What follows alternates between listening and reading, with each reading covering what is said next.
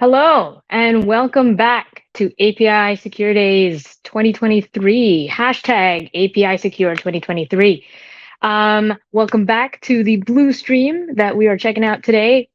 You'll notice that there's been a change in MC. My name is Trish Villanueva, and I am the global head of cybersecurity operations for Scotiabank. And I'm here to introduce you to your next speaker. Very excited to hear from this is going to be Brian Joe, who's co-founder of Product and Impart Security. Take it away, Brian. Great. Thanks, Trish. Good afternoon to everybody out there at Apisecure. I hope you're having a wonderful conference. So what you're going to hear in this talk today is on this slide. So overall, what we'll be talking about is the benefits of combining integrated security controls as well as helpful developer guardrails to create a comprehensive and effective API security program. We're going to go through a few real-life examples and best practices that will provide you with practical insights on how to strengthen your API security posture. So whether you're a developer, security pro, or just interested in the world of APIs, this talk will be for you. So a little bit about me before we get started. My name is Brian Joe. I'm co-founder of Impart Security. We're a venture-backed API security startup focused on API security. Before founding Impart, I led the product team at Signal Sciences, which built a web application firewall before getting acquired by Fastly a few years ago. I've been building networking and security products for almost 20 years across companies like Signal Sciences and Fastly, Edgecast, Verizon, and Yahoo. Also, somewhat relevant, there's been a lot of excitement around banking in the past week or so. I thought I'd share that I actually have some investment banking experience in that I played an investment banker on TV. You can check me out on Amazon Prime. However, I will say that in the show, my character was fired on the first day of work. So please don't take anything I say as investment advice. Okay, let's get started. So as you and we all think about security tooling and security approaches, one of the familiar approaches that we see is that of a gate. So there are many approaches that operate in such a way that they try to keep bad actors out while at the same time allowing the good actors to enter. This is a very traditional approach to security and has been around a long time. And it's designed around the idea of a secure perimeter and keeping attackers outside of it. And this approach is actually really great in a lot of ways. In a lot of ways, it's a set it and forget it system.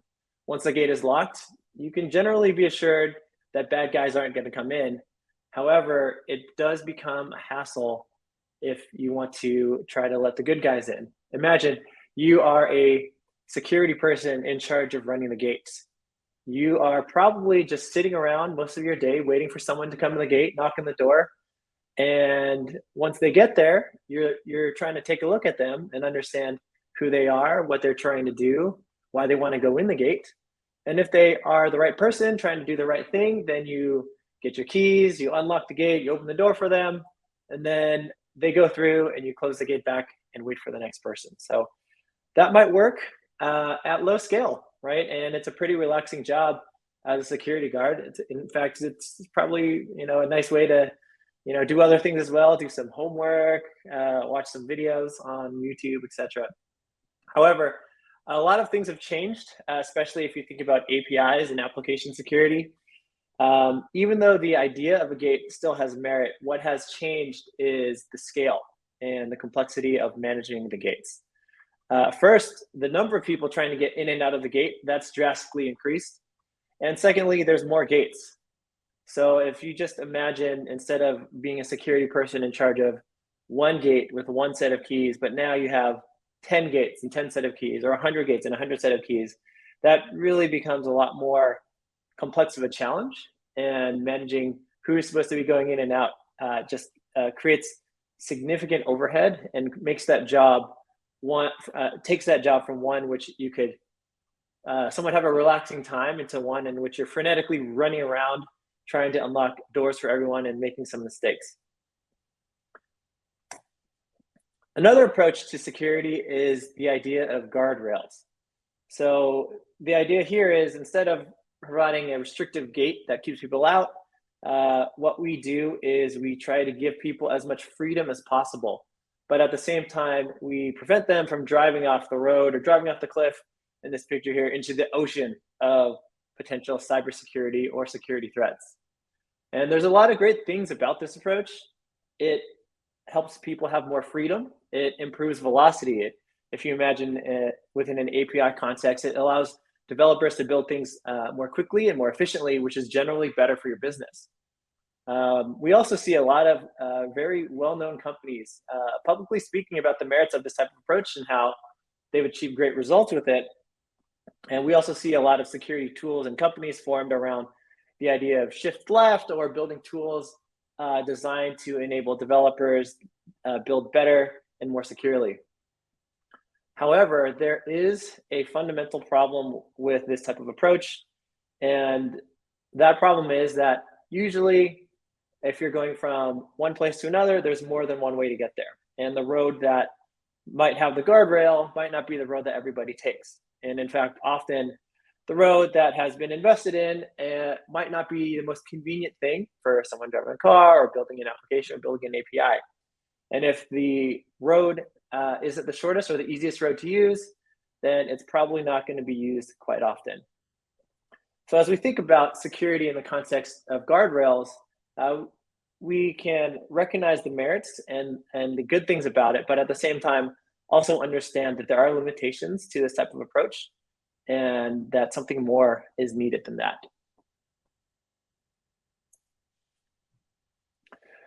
A little bit, this is Apisecure, so I want to bring this back to the API security context. So traditional approaches that, in terms of application security, that the industry has relied on for a long time, they might have been true in the past with traditional web applications, but they aren't true today. There's a few main assumptions that I think have really changed over the years. First, that users of applications are generally humans and not apps or other machines. Second, that applications are consumed by the public as opposed to private internal parties. Third, that traffic is largely unauthenticated. And lastly, that each enterprise only has a few dozen applications. I'm a big Star Wars fan, even the last trilogy. And so I'll quote Luke Skywalker here when I say, every word of what I just said is wrong. So on the assumptions that the primary users are human, according to a recent study by Akamai, 83% of total internet traffic today is driven by APIs, not humans. Regarding the idea that web applications are primarily public-facing apps, this idea is false as well, particularly in cloud-native architectures and microservices, where we see a simple public-facing API actually decomposing and triggering perhaps dozens or more of microservices calls behind the scenes, especially in things like orchestration or Kubernetes or containers. Regarding unauthenticated web traffic, unlike a generic web request, the majority of API traffic today is secured by some kind of auth method, the most common of which is an API token. And regarding the scale and volume of applications in an enterprise, according to a recent study by 451 Research, the average enterprise has more than 15,000 APIs that are running inside of it. So what we're seeing that as we move from traditional web applications to APIs, the assumptions that guided our traditional web security approaches no longer hold true. There needs to be something different, and we need to take a new mindset that takes into account the unique challenges posed by APIs and develop new and more robust security measures that protect against the threat landscape. So I want to talk a little bit about why using gates or guardrails independently doesn't really work, and in the context of API security particularly. So for most APIs, the idea of a gate really translates to something called a web application firewall. And most companies in fact have one deployed. And that is effectively the gate that keeps the bad actors out and allows the good actors in. But one of the challenges with web application firewalls is that they're very brittle. They can They're very difficult to manage. They're very difficult to tune. Most operate with basically a library of thousands of regular expressions, which can lead to significant management overhead, as well as significant number of false positives, which means you're blocking good people from getting in. This is just a challenge with web application firewalls in general, and why in reality, relying on a WAF is actually creates a lot of work for a security professional who's very busy. The idea of relying solely on developer guardrails, it can also be challenged as well. So I've heard many stories from CISOs and security pros who've invested hundreds of thousands of dollars in shift left tools, only to find that they can't get their developers to adopt them. And so what this ends up doing is causing challenges organizationally, where now there's expectations on the CISO who's used a significant amount of their budget and made promises around improved security, but if developers aren't adopting things, security doesn't improve, and now it creates tension between the CISO and the business. What we also see is the idea of alert fatigue. So relying on WAFs, relying on sort of shift left, testing tools, what both of these things have in common is that they can end up creating a lot of alerts and false positive or incident reports. And what this ends up doing is it creates more work for everyone. It creates more work for security teams who have to chase down reports of false positive and reports of security incidents. And it also creates work for developers who have to deal with reports about vulnerabilities or things they have to remediate. And over time, after getting hundreds and hundreds of alerts and vulnerability reports, it can become something that everyone just tunes out. And it just becomes part of the noise that folks are used to tolerating. And as a result, security in an overall organization doesn't actually improve. So the solution here, or perhaps a new way to approach this problem, is really an integrated approach that combines the idea of gates as well as guardrails. So what this does is, or what the goal that we would do is, we try to redeem the best thing about a gate-based approach, which is the idea of setting things and forgetting it, the idea of the security guard being able to relax a bit until something bad happens. We want to really preserve that as much as possible because there is something valuable to being able to prevent attacks proactively. The other thing we want to do is take the best aspects of developer guardrails. We want to be able to give developers as much freedom as possible. We want them to move as quickly as possible and efficiently as possible without running off the road. But at the same time, we don't want to create tension or overhead or cognitive overhead for them, giving them a list of tools they don't want to use or forcing them to comply with some standards, or even worse, attending things like governance meetings where they have to step through all of the APIs that they're planning to build and how they're planning to build them. So how do we actually do this in practice? We believe there's three main ways to do this effectively. So the first is the idea of full runtime protection. So runtime protection is the idea of essentially a really smart gate. Without complete runtime protection of both inbound and outbound traffic, the best that a security tool can do is create an alert or a report. So having full runtime protection that inspects both requests, what's coming in, and response, what's going out, with full context for every request and response, the ability to make a correct decision for each of those, that's the key to providing an actual solution for busy security professionals who are drowning already in alerts and incident reports. It's also the key to stopping attacks when they're actually happening, as opposed to having to file a remediation ticket with the development team that's already overworked and having to wait over 50 days on average to close the ticket. The second pillar to doing this in practice is the idea of focusing on developer enablement as opposed to guardrails. So getting developers to adopt new tools is a bit like chasing cats. It's nearly an impossible task to roll out across an organization. I was speaking to a company the other day that can't even get all of their developers to use the same shell. Another CISO told me they can't get their developers to use the same IDE. So adding new things on top of that, like plugins, testing suites, or anything else, that's a real challenge in terms of rolling out across an organization of any size. The best way to really improve security is to give developers tools that they're actually going to use and that solve a real problem for the developers. Trying to force tools on developers that don't actually solve a problem for them and solve a problem for a security person, that's not a winning strategy. So focusing on developer enablement and their goals is the key to success there. The last pillar is the idea of reinforcement learning. And this is simply the idea of combining the context from the runtime as well as from the developer context and learning from one another and building that into a model that you can use to enhance security on either side. So I'll be stepping through a few examples of what this could look like that we've seen from some of our customers. But the simple idea is that by combining context, we can come up with really interesting and dynamic security policies, while at the same time, by bringing context from the runtime to the developer, we can really help them ship faster and avoid potential issues. So let's move on to a few examples of how we can do this effectively.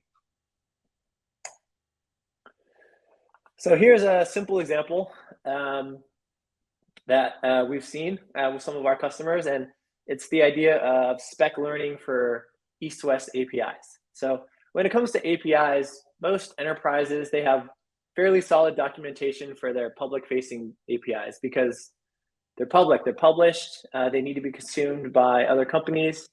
However, what we also see is that those same companies usually don't have the same level of quality for their internal APIs, which is sometimes referred to as East-West APIs.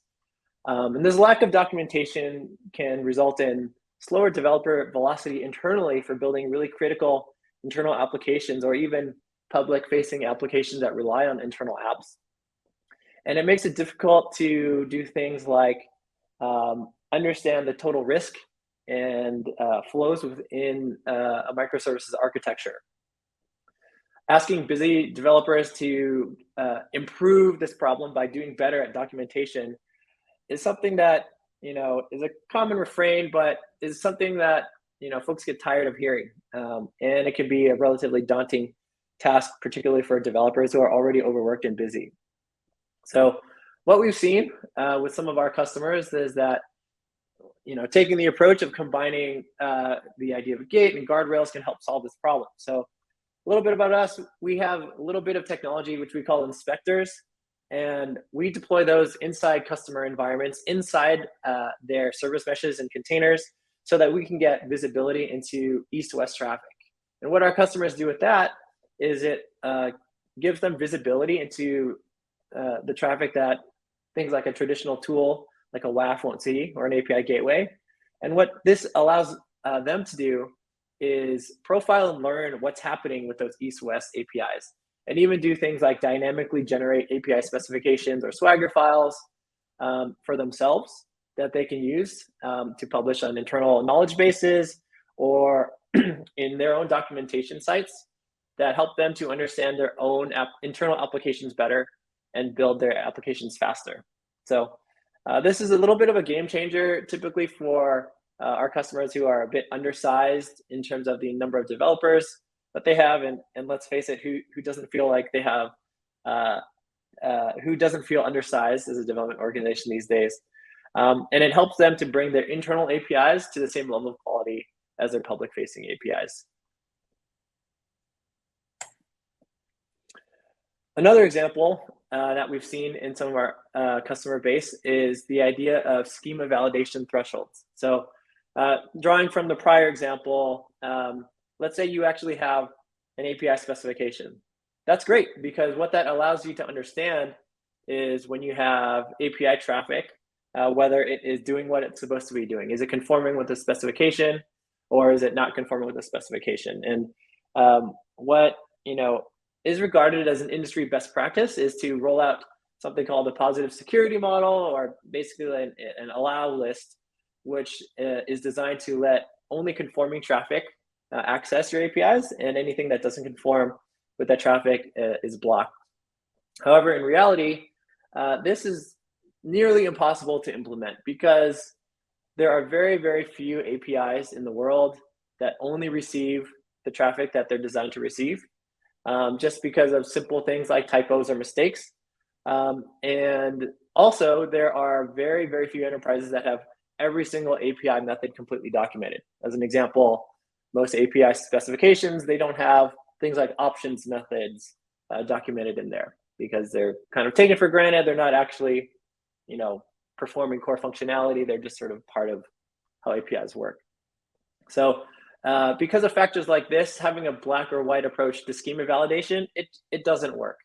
And the folks that we talk to, when they try to turn it on, they immediately turn it off just because of the number of false positives and reports of like outages that they receive. And it ends up creating an uncomfortable situation between security teams who want to see this type of behavior and development teams who are just trying to keep, and SRE teams, platform engineering teams, who are trying to keep the platform running with high performance. So the approach that we've seen kind of pick up in traction, and this example is from one of a large streaming company that we talked to, is to build in an allowance or build in some tolerances into the idea of schema validation. So what this means is that in addition to having the concept of schema validation, making it more usable by building in dynamic thresholds on top of it. For example, this set of endpoints can have up to 10% of traffic not conform to the API specification. And what this really unlocks is the ability to actually implement this positive security model as a program.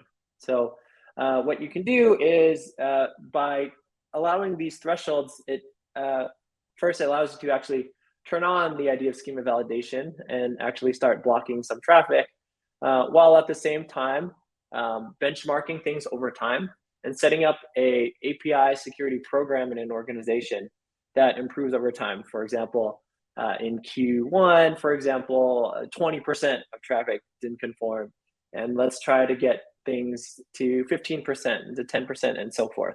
So it really provides CISOs with more levers and knobs to turn to actually overall improve security in the organization, as opposed to just sort of checking the box, hey, we're following this best practice, but then having to uncheck the box when everything breaks and turning it off. So this approach simultaneously provides instant protection for enterprises, but at the same time unlocks the ability to improve security posture over time.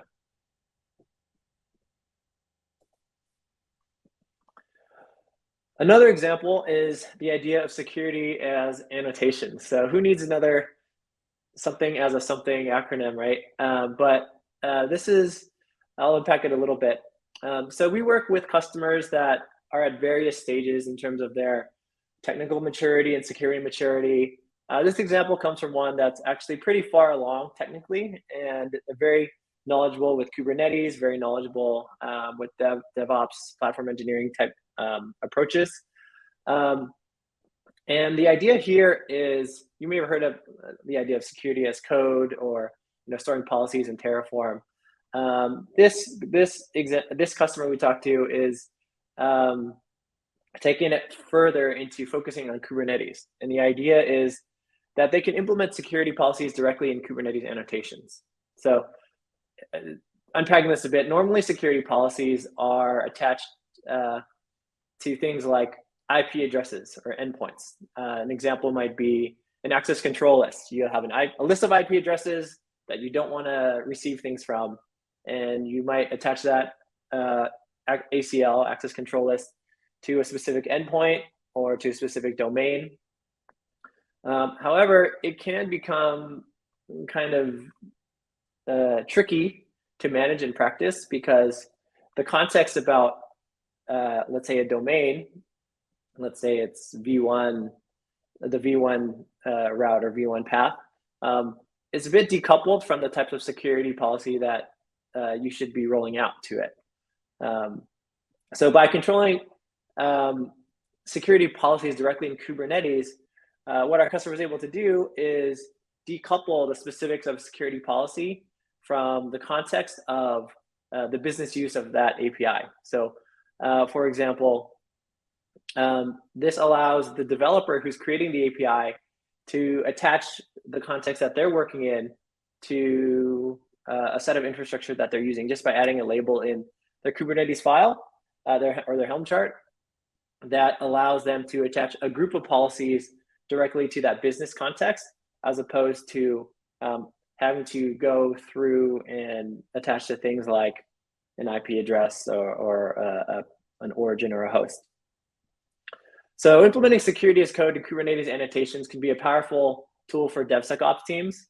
And by implementing security directly in the code, you can ensure that your application is secure from the start, as opposed to relying on manual processes or post-implementation security measures, which in turn reduces the time involved required to identify and address security issues. So I've given a few examples of how the idea of combining gates and guardrails can be effective, and it's better than trying to do them apart. And now I'm going to focus a bit on practical ways to get started. So, trying to combine all of the runtime protection tools that you have in your organization with all the shift left tools, that's pretty daunting. There's probably dozens of tools and dozens of vendors or things that could be tried. But what we've seen be the most successful with our most successful customers is the idea of starting simple. So instead of investing upfront and spending a ton of money on expensive tools, what's really important is just start with the lowest hanging fruit in terms of simple use cases that bridge security and development teams with low effort integrations. So an example of this might be start by linting API specifications, which can provide security value, a little bit of security value to identify potential vulnerabilities in an API specification, and also development value in the sense of helping developers make sure they're writing compliant API specs that are going to work. So once you start simple, that sort of paves the way for the addition of more complex use cases later. The second step is really to focus on developer adoption and security adoption. So adoption across the board. An organization is only as secure as to the extent that security practices are adopted and followed inside of it. And so it's really important to create a North Star metric for adoption of security tooling. Simple example here might be what % of our development teams are using security tools or following best practices or doing things like basic fuzz testing. And by focusing on adoption as a metric, reporting on it regularly, having dashboards and making those public, that actually turns security into a type of internal product within an organization that becomes easier to rally support around. Last, the idea of success breeding success. So once you kind of start simple, get some simple traction, and then focus on adoption, able to talk a bit about how the success is paying off and how it's being spread across the organization, that paves the way for additional use cases to be added and more sophisticated security controls and tools to be adopted because it becomes more of a narrative. A narrative is created around success, and people want to be part of the winning team and the winning program. I'll close with this. One of our advisors used to work at Netflix, and one of the things that Netflix has been very public about is the idea of how they implemented a similar program where they have essentially improved the posture of the organization by tracking adoption of their security tools. And so this is just a clip of their dashboard from their tech blog, which shows adoption over time of a security tool that they have called Wally. And so the story that they tell, and you should all read the blog, is the idea that once they started measuring this metric and publishing it and talking about it and making things easier and treating it like an internal product, it started to gain success and adoption and became a self-fulfilling prophecy. And so that is the idea of success that that we see some of our most successful customers implementing, really driving towards organization-wide adoption of security controls and as well as security guardrails. So thank you very much for the time today. I hope you enjoyed my talk. And at this time, I'm happy to answer any questions. Awesome. Thank you, Brian, for that wonderful presentation. Giving time to folks, please feel free to put a question down in the chat and we can have a discussion with Brian about it now. So kind of listening to what you had to say, just wondering if you mentioned dynamic thresholding. Can you talk a little bit more about how to adopt that as a best practice within the organization? Say you're in very early stages of implementation of such a practice. How would you trend that kind of information? Who do you need to get involved? And what kind of processes do we need to have mature around it? Yeah. Thanks, Trish, for the question. So one of the things what we've seen from our most successful customers is they simply start with getting visibility. So the idea is just getting a specification, right? Discovering a specification and evaluating traffic in the lens of what's conforming to that specification and not conforming, and just baselining that in sort of a monitoring mode only, without actually actively blocking things, is the best place to start, because it gives you a baseline of and that is the tech blog I was referring to. Thank you, Edwin. But yeah, getting a baseline of where you are at a given time is just a data point that lets you, from that point on, build a program around improving. So let's say you start out with like 90% of your traffic doesn't conform with specification, then you probably know that you're not going to want to turn on a sort of positive security model, because 90% of your traffic is going to get blocked, and you need to really understand why that would be happening. In terms of organization-wide rollout, what we've seen is really tying different bits of the specification to different development teams. So typically in an organization, there's multiple developers or multiple teams, and they might each be building their own specification or multiple specifications and combining them. But the neat thing is, because it's a specification so neatly divided up into a taxonomy of endpoints, it becomes easier to understand which teams are working on which parts of an API spec. And because of the way our tool works, and I'm sure there's other tools that work similarly, it becomes really easy to understand which endpoints are, let's say, out of conformance more than others, and correlate that to different developer teams. And that can be something that makes its way into a security program that improves over time. But I think the thing that we really believe strongly is that, like, creating the program and kind of just creating a backlog of remediation tickets for folks isn't really a path forward to success, because all that does is create more work and conflict in terms of priorities. I think what's important is, once you get a baseline, then you can actually set dynamic tuning around, like, what level should the threshold be at for which endpoints, all right, for what context at what time of day, from which from which actors, that actually lets you fine tune what requests are going to and from your APIs. In your experience, that initial thresholding, and this may not be a clear-cut answer, but at least from my experience, when doing that with any regex-based traditional security software, at least, that testing can go anywhere from 48 hours to 48 weeks, right? And so at what point is it too little, and where do we draw that line? Because certainly there's a lot of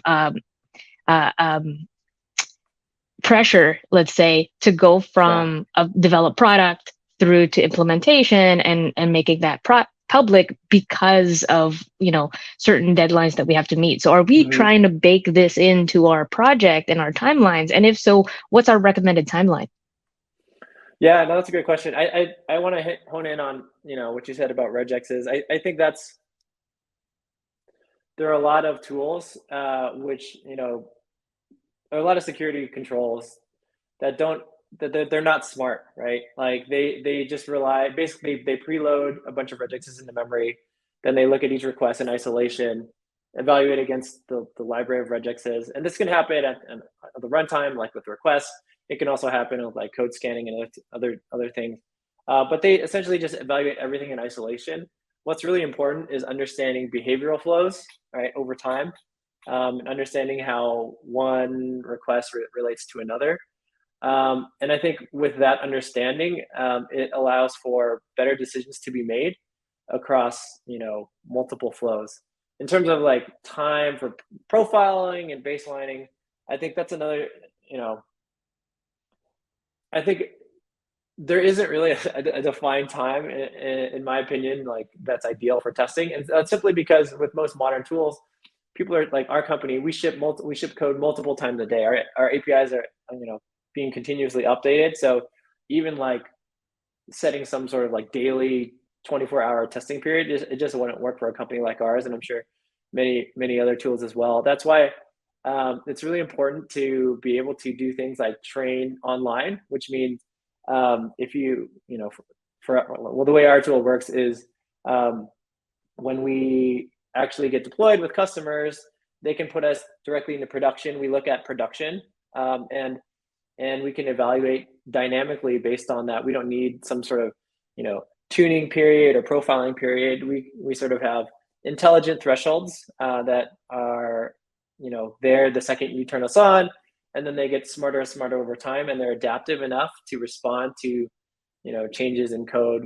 And that's another aspect I think that, the approach of like combining developer context and runtime protections can offer. So for example, a simple example is like we could detect things like code pushes or CI/CD jobs, right? And that can sort of inform the runtime of, when to make adjustments or that some levels might have changed, etc. Yeah, no, that makes a lot of sense. And so bringing up the Impart security and the product that you do have, you did mention the challenge with a very black and white model. It's either go or no go, right? And to avoid that, there have been, some discussions of maybe a quarantine area where there's a bit of a delay before traffic goes through that could be problematic for certain applications. How do you Yeah. guys solve that problem? Yeah. So our approach is just total flexibility. So what we've built is a bit unique in the sense that it's fully programmable by our customers. So like unpacking a little bit, we have a fully programmable like response language that allows our users and our customers to essentially write a program however they like to respond to bad requests or suspicious requests. And we believe that just by providing that ultimate flexibility, that gives the user the most power. And they can do things like, and those programs they can be, they're stateful. They can work across time. They have their own compute. Unlike traditional, WAFs or something which have no memory and like no compute. So for example, we can do things like penalty boxes. We can do things like rate limiting. We can do redirects. All of those are just simple, just like one line in our rule language. And so that's kind of the idea, right? We don't believe in like constraining responses to a simple block, allow, rate limit, throttle. Like we believe in giving customers full flexibility because we know that every business context is different and folks need to respond to different threats in different ways. Very cool. A couple things that you mentioned really hit home as a firm blue teamer myself, that alert fatigue really sets in, and we're always looking for ways to both improve the visibility and the clarity of that picture without just adding more and more and more noise, right? And so one of the really interesting things that you mentioned was utilizing the annotations in the context. Mhm. And so doing something like that, are you and I can see two different ways of implementing it, just kind of running through it in my brain. One is to allow the developers to organically develop whatever context they have, and then having the security team learn how those are being used, or kind of on the flip side, you can have the security team involved very early on with the dev team. Have you tried, the different approaches, and which ones have you found to be most successful? Yeah, I think it could go both ways. We certainly, I mean, the folks that we talk to tend to be, the idea of adding, security policies into annotations is really designed around empowering the development team or the platform engineering team, right? So I think that's where we see it starting, where the platform team might say, like, this set of infrastructure in Kubernetes is, let's say, partner, like it's partner enabled, right? Or another might be external, or this might be sensitive, or this might be payment, right? Or depending on the business and the context, there's just sort of different types of annotations and labels that can be added. And then I think what that does is it allows security teams to come in later, kind of as you mentioned, maybe a blue teamer to come in and assess, okay, what are the different bits of context that the development team thought relevant, to label for us.